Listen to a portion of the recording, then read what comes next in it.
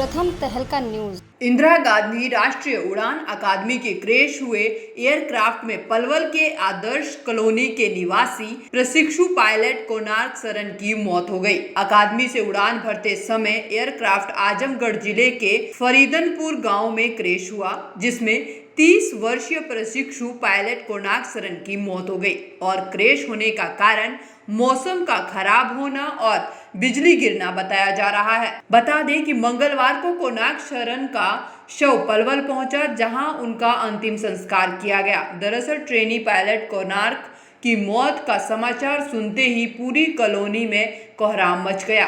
कोणार्क अपने माता पिता की अकेली संतान था। 3 बहनों के लाडले भाई कोणार्क ने थापर यूनिवर्सिटी से बीटेक की थी और बीटेक पास करने के बाद कोणार्क ने इंदिरा गांधी राष्ट्रीय उड़ान अकादमी में पायलट ट्रेनिंग के लिए करीब 2 साल पहले दाखिला लिया था। वह सोलो उड़ान पर था और मौसम खराब होने के कारण एयरक्राफ्ट क्रैश हो गया, जिसके बाद मंगलवार को पायलट कोणार्क सरन का पार्थिव शरीर पलवल पहुंचा। शव को पहुंचने पर लोगों का हुजूम पायलट के अंतिम दर्शन के लिए उमड़ पड़ा। अंतिम संस्कार के दौरान बड़ा ही गमगीन माहौल नजर आया। वहीं कोणार्क के साथ ट्रेनिंग लेने वाले उसके साथी और परिजन फूट फूट कर रो रहे थे।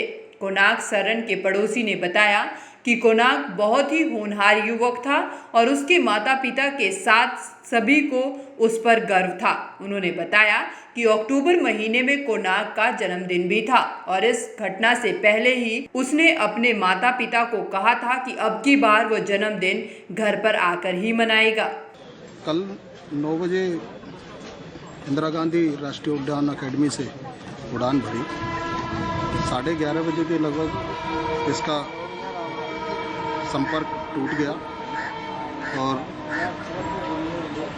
संपर्क टूटने के बाद ये लैंड क्रैश हो गया और आजमपुर उत्तर प्रदेश में। कोणार्क बहुत होनहार बच्चा था, जिसको माँ बाप को तो गर्व था ही, उसके अड़ोसी पड़ोसियों को भी उस पर गर्व था। इतना होनहार, इतना मिलनसार। कौन सी ईयर था इसका? ये फाइनल था। इसने पहले थापर यूनिवर्सिटी पटियाला से बीटेक किया, उसके बाद इसने राष्ट्रीय उड़ान अकादमी में इसका चयन हुआ। वहाँ पे ये ट्रेनिंग ले रहे थे और इसकी 3 बहनें हैं, अकेला बच्चा था। परिवार को कैसा ज़्यादा माहौल है आस पड़ोस में? क्या है? बहुत, जब कल से समाचार सुना है, पूरा इलाका जो हमारा वो बहुत गमगीन है। इस बच्चे से एक हीरा बच्चा था, एक बड़ी उम्मीद थी इस बच्चे से कि ये एक नाम रोशन करेगा हमारा शहर का। और पलवल को बड़ी क्षति हुई है, बहुत ज़्यादा क्षति हुई है इसके जाने से।